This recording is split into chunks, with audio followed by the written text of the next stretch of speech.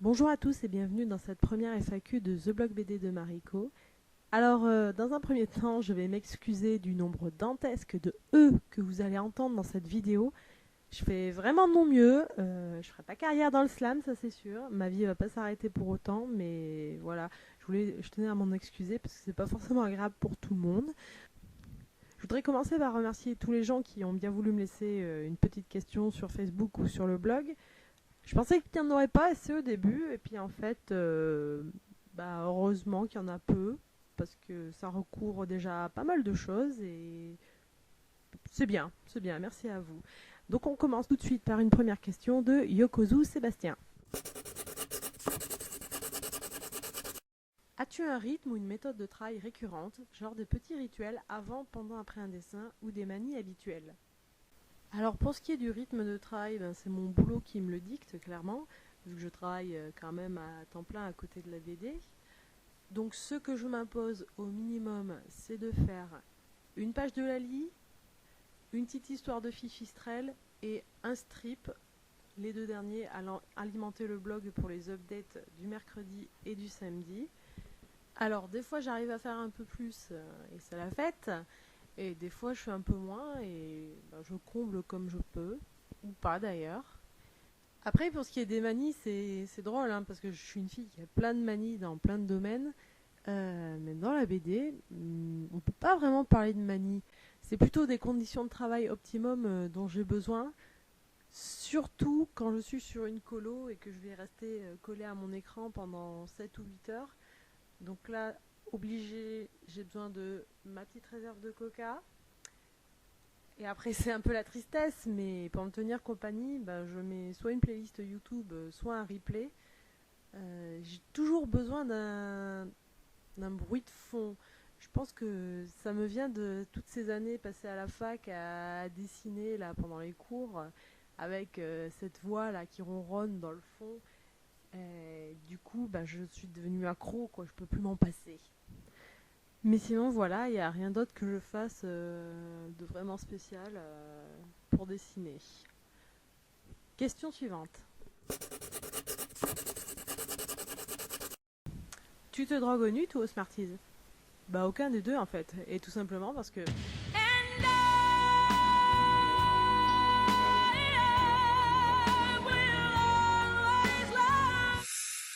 Question suivante. Ah, ok. On y go.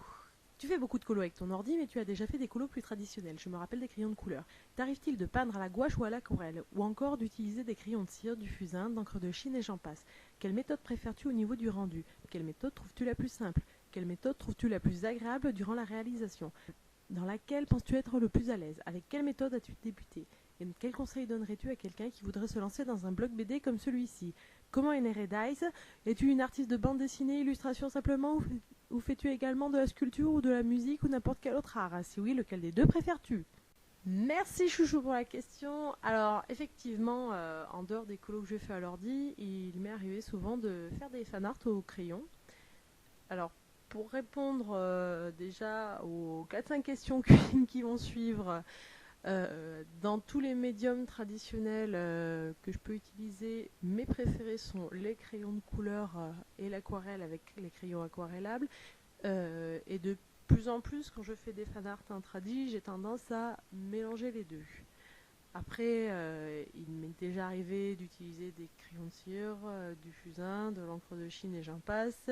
Et ça s'est toujours fini de manière tout à fait dégueulasse, avec des traces de doigts partout, ou des pots d'encre de Chine renversés. Au niveau du rendu, alors au niveau du rendu papier, je préfère le crayon et l'aquarelle.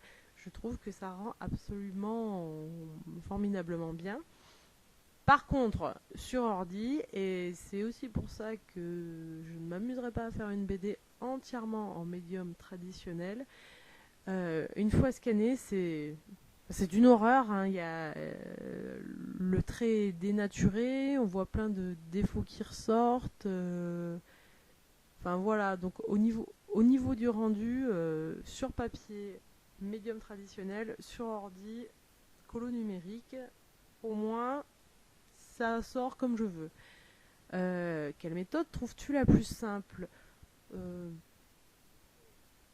Simplicité, pas vraiment. Au niveau de la rapidité, les crayons sont peut-être un peu plus rapides et surtout c'est beaucoup plus reposant pour les yeux.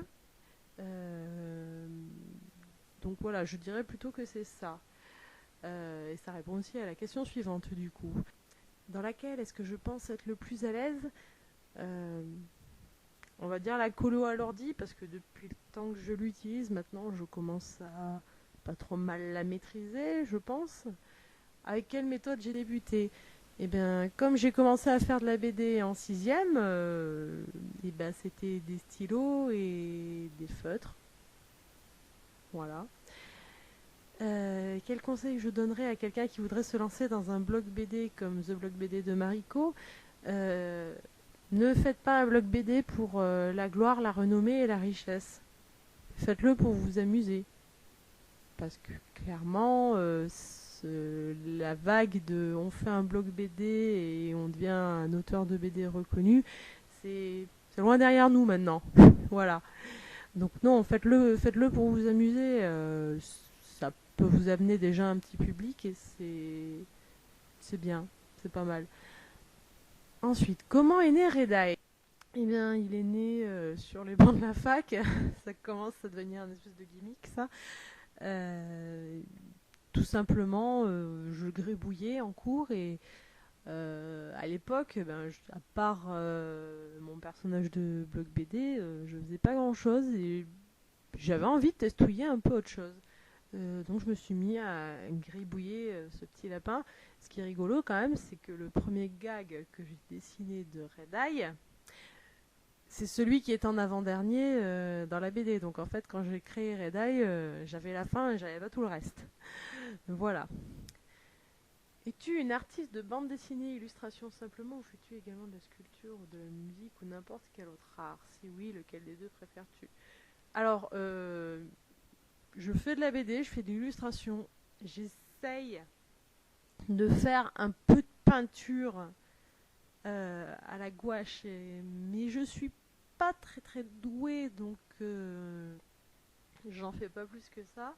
De la sculpture,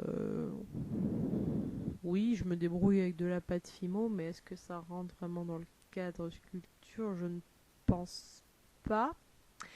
Et la musique, on oublie. On oublie tout simplement. J'aurais pu m'intéresser à la musique. Quand j'étais petite, j'avais, vous savez, les petits orgues pour enfants et j'avais un livre avec des partitions toutes simples de chansons pour enfants. Et je m'amusais à jouer ça sur mon piano et moi j'étais contente, j'avais 10 ans, je savais jouer au clair de la lune. Et donc quand j'étais en sixième, qu'on a eu des cours de musique, la prof, en début de cours, elle nous proposait de venir chanter ou jouer un morceau. Et ben moi j'étais toute contente, donc je lui ai dit je joue au clair de la lune sur votre piano. Euh, et elle m'a mis la honte intégrale, c'est-à-dire que à peine posée au tableau, à peine eu le temps de toucher les trois premières notes, elle m'a dit mais et les pédales? J'ai dit ben je sais pas, j'ai jamais touché de vrai piano de ma vie. J'étais un petit bout de chou qui voulait bien faire, qui voulait montrer ce qu'elle avait appris toute seule par ses petits moyens. Et je me suis fait laminer. Elle m'a dit ben, si tu sais pas te servir du piano, tu le joues à la flûte. À la flûte, ça a été une horreur parce que je m'étais pas entraînée, je savais pas placer mes doigts, donc voilà. Après cette honte magistrale devant toute la classe, mon intérêt pour la musique a grandement diminué. Voilà. Donc mon art préféré, c'est le dessin. Et je vais m'arrêter là pour cette première FAQ. Je n'ai pas fait le tour de toutes les questions, loin s'en faut. Mais je pense que vous m'avez assez entendu parler pour le moment. Ça commence à être un peu longué. Je pense que si ça va plus loin, personne n'aura la foi d'aller jusqu'au bout de la vidéo. Donc ce que je vais faire, c'est que je garde les autres questions en réserve pour faire une petite FAQ avec 2 ou 3 questions selon leur longueur le mois prochain. Et on va essayer d'en faire une tous les mois ou tous les 2 mois, voilà. Et je pense aussi que ça me permettra de ne pas bâcler le travail et de trouver un peu de rythme aussi, de faire un espèce de strip vidéo pour changer. Euh, Parce que c'est plus facile pour échanger, somme toute, mais il faut pas non plus que ce soit trop chiant à regarder. Donc je pense qu'en le faisant plusieurs fois, j'aurai plus de chances de m'améliorer. Merci à tous et donc on se retrouve très bientôt pour une nouvelle FAQ de The Blog BD de Mariko. Bye bye.